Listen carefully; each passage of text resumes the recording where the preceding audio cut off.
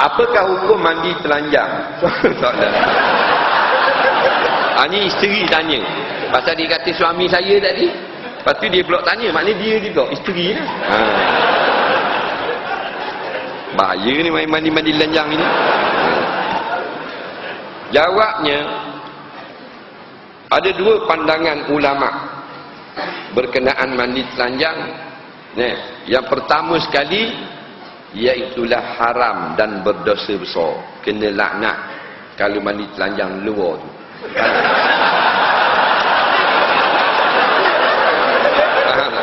Tu biar selesai dulu. Selesai masalah. Tak mandi telanjang dalam bilik air atau dalam tempat yang tak ada orang nampak. Dua pendapat yang terkenal. Satu mengatakan makruh, yang kedua mengatakan harus. Dua-dua ni ada sandaran belaka. Nak ikut mana-mana boleh. Ini pandangan fuqaha. Faham tak? Yang kata haram depan orang ramai di mandi telanjang. Di mandi kat kolah sejik. Nampak tu siap mandi telanjang. Tak boleh. Walaupun separuh telanjang macam kolam renang tu, kalau capur tu haram tak boleh tu. Nampak? Jadi mana dalam bilik tak ada masalah.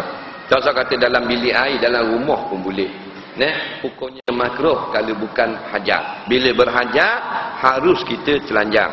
Kalau tak berhajat makruh. Saja-saja duduk di rumah kan.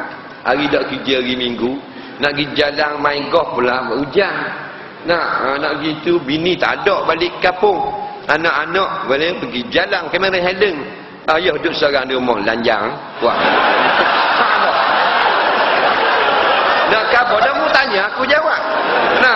Jadi kalau saja-saja gitu makruh.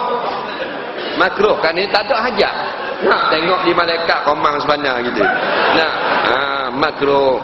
Dalam kitab-kitab banyak, dalam kitab I'anatul Talibin, dalam hasiah bagi apa benda ni, Ali Syuhra Malisi, saja-saja makruh. Syarat makruh tak ada orang tengok.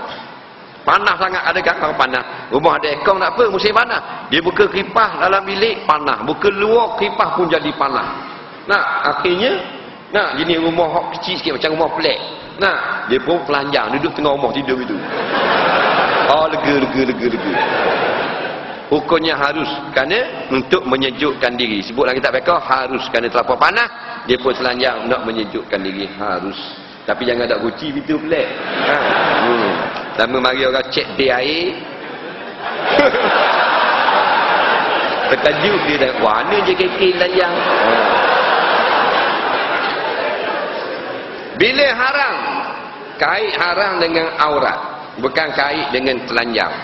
Kerana aurat ni makna ma yajibu satruhu, anggota yang wajib tutup. Tutup dari apa? Tutup dari kucing? Tak wajib.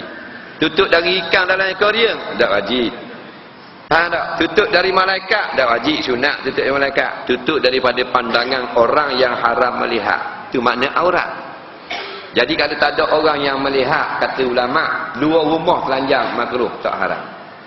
Hidup luar rumah, rumah ni sebuah diri.